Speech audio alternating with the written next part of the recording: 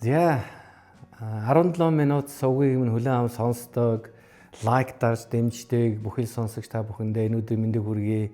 Тэгээ сүүлийн саруудад бас шинээр нэмэгдсэн, subscribe хийж нэмэгдсэн дагж байгаа бүх сонсогчдод та нартай маш их баярлалаа. Тэгээ 2026 оноос хойш ер нь би ч одоо нэгч бичлэг оруулаагүй явж байна. Тэгээд энэ цаг хугацаанд ямар ч хурдан одоо энэ чинь 26 оны 26 он маань бараг талдаа орчлоо шүү дээ. Одоо шинэ өнөөдөр 5 сарын 1. Тэгээ яг өнгөрсөн хугацаанд мэдээж бичлэг оруулахыг маш их бодсон. Гэхдээ яг энэ цаг гаргаж чадаагүй уучлаарай. Тэгээ өнөөдөр нэгэн сонирхолтой сэдвээр бас та бүхэнтэйгээ өөрийнхөө бас бодол санааг хуваалцахаар бэлдсэн байна. Энэ бол эхнэр нөхрийн гэр бүлийн хоёрын эхнэр нөхрийн хувийн орон зай гэж байдгүй гэдэг сэдвээр бас та бүхэнтэй хуваалцах гэж байна. За тэгээд анх удаа бас манай сувг зочилж байгаа хүн байвал би танд өөрийгөө танилцуулъя. Тэгээд намайг Батуул гэдэг. Тэгээд 17 минут гэсэн сувгаар дамжуулж би гэр бүлийн харилцаа, хувь хүний харилцаа гэх мэт одоо харилцаа болон бусад зүйлсийн талаар өөрийн үзэл бодлоо хуваалцдаг байгаа.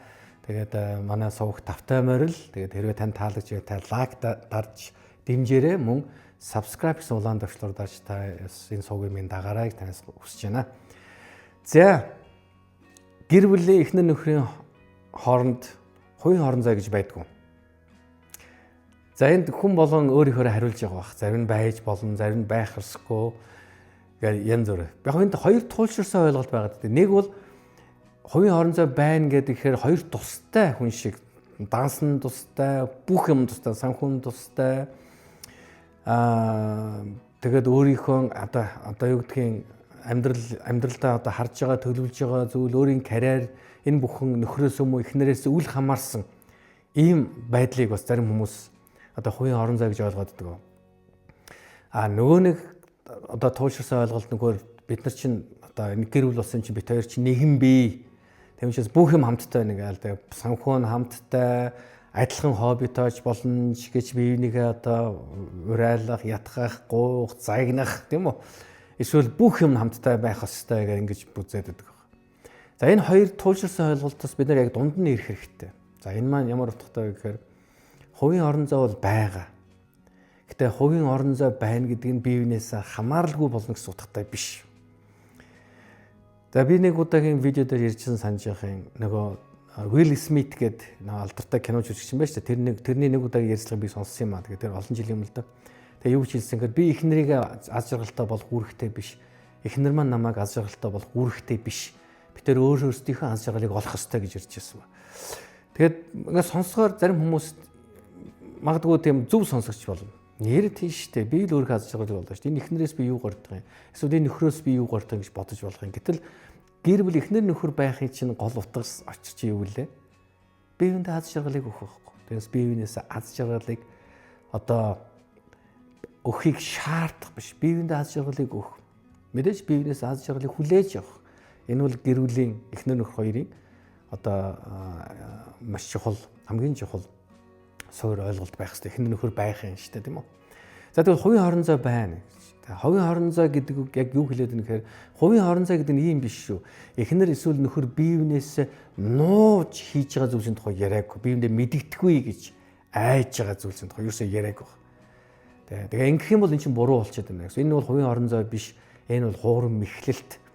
Энэ бол үнэнч биш байдлыг илэрхийлж байгаа. Тэгэхээр энэ одоо санхүүгийн тал дээр ч тэр одоо өөр бусад янз бүрийн харилцаан дээр ч гэсэн энэ нь эрүүл биш байна. Хувийн орон зай гэдэг бол эхнэр юм уу нөхрөөсөө нууж байгаа зүйлсийн тухай яриаггүй гэдгийг би маш тодорхой хэлж өглөө. Тэгм учраас та хоёр хэрвээ биенээс ямар нэгэн зүйл нууж байгаа бол энэ чинь хувийн орон зай биш. Энэ бол эхнэр нөхөр биендээ үнэнч биш байгаа. Тэн биендээ итгэхгүй байгаагийн нэг одоо хэлбэр болж байна гэсэн үг. Тэгээ энэ бол ирээдүйд харилцаанд чинь маш сөрөг нөлөөтэй. Ийм хөө нууц юмнууд ил болоод энийгээ давж гараад хэрэг муу байх юм бол хэрвээ эхнэр нөхөр чинь аль алийг хүлээж авч дийлэхгүй байгаа бол гэр бүлийнхаа төлөө тэр нууц юмнуудаа бас одоо ялах хэрэгтэй, давж гарах хэрэгтэй болдог. За тэгээд хувийн орон зай гэдэг бол үндсэндээ ийм гурван зүйл дээр биднэрт одоо өгөгдсөн байх хэвээр нэгэн харилцааны хэл хязгаарыг тогтоож явах хэрэгтэй байна.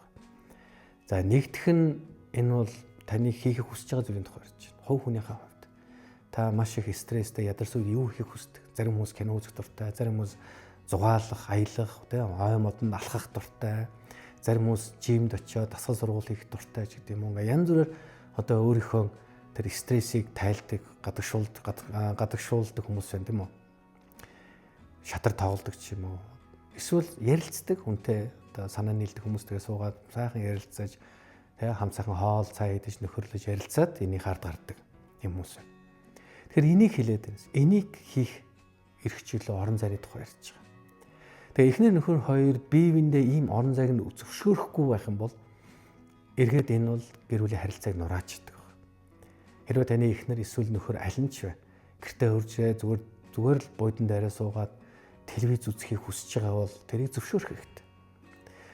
Тэгэхгүй та өөрөө галтгоонд хоол хийж байгаа учраас таны дэрийг тэр хүн хоол хийхэд ямар нэгэн байдлаар оролцохгүй байгаа бол тэр муу эсвэл буруу тэгстэй залах уу ажилгүй гэх мэтийн ийм байдлаар хандаж тэр хүнд дарамт учруулах гэдэг бол танай гэр бүлийн амьдралыг чинь та хоёрын харилцаанд ямар ч сайн авчрахгүй. Тэгээд зарим хүмүүс хэлдэг та зарим ирчүүд би маш олон ирчүүдтэй уулзаж бас янз бүрийн одоо олон сэдвээр ярилцчихлаа л да. Тэгэхээр бас зарим ирчүүдийн ийм сэдв байдаг. Ийм сэдвээр ярьж ирсэн юм хэрэг. Гэртээ зүгээр байх боломжгүй байдаг. Гэртээ зүгээр байж байгаа юм бол эхнэр нь загнадаг. Юу хийгээ зүгээр суугаад байгаа, юугаа зүгээр хитээд байгаа, юу хийгээ зүгээр байгаад байгаа ингээд. Тэгэд энэ их дарамт зүйлдээ нөхөрд юу бий болгож ийн гэхээр зохиомл ажлыг бий болгоод гэрээсээ гарч явах. Тэгээ зарим зүгээр машиндаа хэдэн цагаар сууж уцаа юм үзээд юм эсвэл машин дотор байж. Зарим нь зүгээр нэг газар очиод тэгээ тэндээ одоо модонд аялах ч гэдэг юм эсвэл өөр янз бүрийн зүйл хийх. Тэгэхээр энэ бол маш харамсалтай. Тийм учраас орон зай бий болох хэрэгтэй. Би энэ тэр орон зайг нөхөх хэрэгтэй гэсэн. Эхнэр эсвэл нөхөр хэнж бай. Хэрвээ би яг үнэхээр энэ киног үзмээр байна гэж суух үе тэрийн чөлөөтэй үзүүлж явах хэрэгтэй. Чөлөөтэй тийм үү? Би ингээд гарч яваад одоо дэлгүүр ормоор байна гэж хэлэх үед чөлөөтэй тэрийг окей дэмждэг байх. Энэ бол хувийн орон зайг дэмжиж байгаа хэлбэр гэдэг болох хэрэгтэй шүү. Тэгэхээр хувийн орон зай гэдэг бол нэгдүгээр таны юу хүсэж байгааг хийх тэр орон зайны тухай чинь нэгдүгээрт нь тийм үү. Тэгээ гэртээ ч вэ, гадаа ч вэ, гадагшааж байна. Тэгээд энийг таны гэр бүлийн хүн чинь зөвшөөрж авах, хүлээж авахыг тухай ярьж байгаа. Таны одоо хийх хүсэж байгаа зүйлийг хийхийг дэмжинэ гэсэн. Хоёр дахь зүйл санхүүгийн эрх чөлөөний тухай ярьж байгаа. Тэгэхээр гэр бүлийн хоёр мэдээж хамт амьдраад ирэхээр бүх зүйл нь дундих байж болно. Тэ энэ дээр нэг одоо жишээл орон сууцсан дундын нэр дээр байж, хуулийнхх нэр дээр байж болно. Машин нь тийм үү? Одоо хоёр машинтай хоёулаа нэгнийх нэр дээр байж болно. Эсвэл одоо яадгийн тэгээ эд хөрөнгүүдээ өөрсдийнхөө нэр дээр яаж байж болох хэвтэй тийм тэрүүгээрээ байлгаж болно. Энэ бол асуудал ш. Гэхдээ эцэст нь эхнэрч бай, нөхөрч бай. Өөрийн эрх мэдлээр өөрөө хүсээд одоо санхүү тодорхой хэмжээний худалдан авалт хийх эрх чөлөөтэй байх хэрэгтэй. Тэгэхгүй ингээл дундын данстай байгаа л тэндээс нэг 10,000 төгрөг гарангуул дан ингээл мессеж ирээл тэнгууд нөхрөн залгаал ой ханаа чи хаана явж байна? Юу яач 10,000 төгрөг чи юу авчих вэ гэл ингээл яриад байх нь өөрөө тийм ч сайн одоо сайн зүйл биш гэр бүл дотор энэ эрүүл урамсгал ерөөсө бүрдүүлж чадахгүй. Ер нь ингээ давчхантай хэлэхэд хяналт хизээч гэр бүл дотор эхнэр нөхрийн харилцааг сайжруулж байгаагүй гэдэг болох хэрэгтэй. Хяналт хизээ сайжруулж байгаагүй. Тийм учраас ойлгороо та үнэхээр эхнэр нөхөр хоёрын хувьд та хоёр гэр бүлийн харилцааг сайжруулахыг хүсчихвэл хянахаас илүү итгэлцэл маш чухал, ойлголцол чухал гэдгийг тэг хүндлэл чухал гэдгийг мэдэх хэрэгтэй тийм үү. За хоёр дахь нь юу гэсэн бэлээ? Санхүүгийн эрх чөлөө байх хэрэгтэй. Тийм учраас энийг хоорондоо ярилцах хэрэгтэй, тохирох хэрэгтэй. Одоо гэр бүлийнхаа санхүүгийн байдлаас болоод мэдхгүй сарда нөхөр нь ч юм уу эхнэр нь айл нь нэг 500 мянган төгрөг ч гэдэг юм уу эсвэл 300 мянган төгрөгөөр өөрийнхөө одоо хүсэж байгаа юм аа одоо өөрийнхөө эрх мэдлээр юм хийж шийддэг, авчдаг юм эрх мэдэлтэй байх ч гэдэг юм уу. Тэгээд санхүүгийн боломжтой бол мэдхгүй сая болох нь 5 сая болох нь энэ танай гэр бүлийн л асуудал да.